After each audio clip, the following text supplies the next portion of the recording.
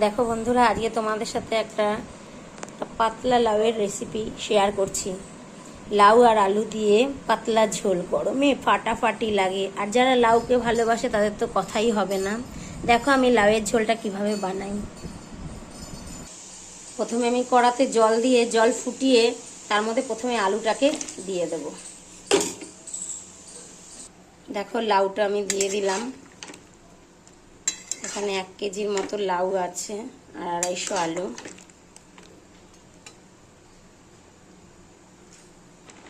দেখো তরকারিটা ফুটে গেছে। এখন আমি এর মধ্যে নুন দিয়ে দেবো স্বাদ মতো, হলুদ দিয়ে দেব, অল্পই হলুদ দেব,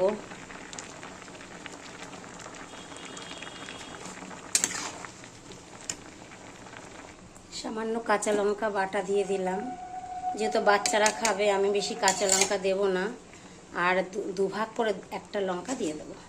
তোমরা চাইলে পুরোটাই কাঁচা লঙ্কা ফেলে দিতে পারো, আমি একটু বাটা দিলাম। এবার হয়ে গেছে আমার লাউটা। এবারে উঠে আমি এটাকে সোমবার দিয়ে দেবো। এবারে আমার লাউটা হয়ে গেছে, এটাকে আমি তুলে এবারে সোমবারটা দিয়ে দেবো।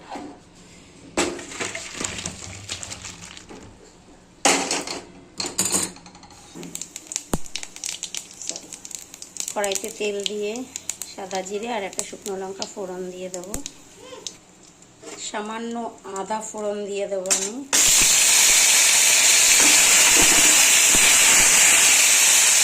এবারে আমি এর মধ্যে লাউটাকে দিয়ে দেবো।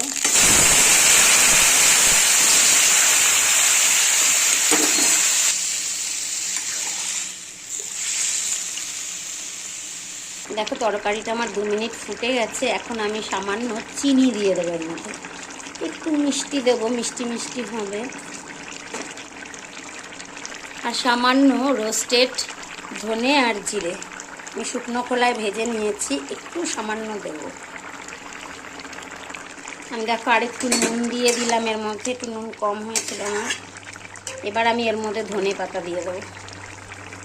দেখো বন্ধুরা, তরকারিটা প্রচণ্ড ফাটাফাটি হয় আর তোমাদের তো গরম ভাতে জাস্ট জমে যাবে। আর যারা লাউকে ভালোবাসো তাদের তো আর কথাই হবে না। তরকারিটা আমার হয়ে গেল, এবার আমি নামিয়ে নেব। দেখো তরকারিটা আমার হয়ে গেছে, এবার আমি এটাকে নামিয়ে নেব।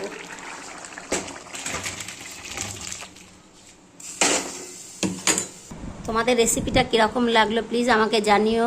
আর আমার চ্যানেলটাকে সাবস্ক্রাইব করে দিও, যাতে আমি আরও ভালো ভালো রান্না করে তোমাদের সাথে শেয়ার করতে পারি।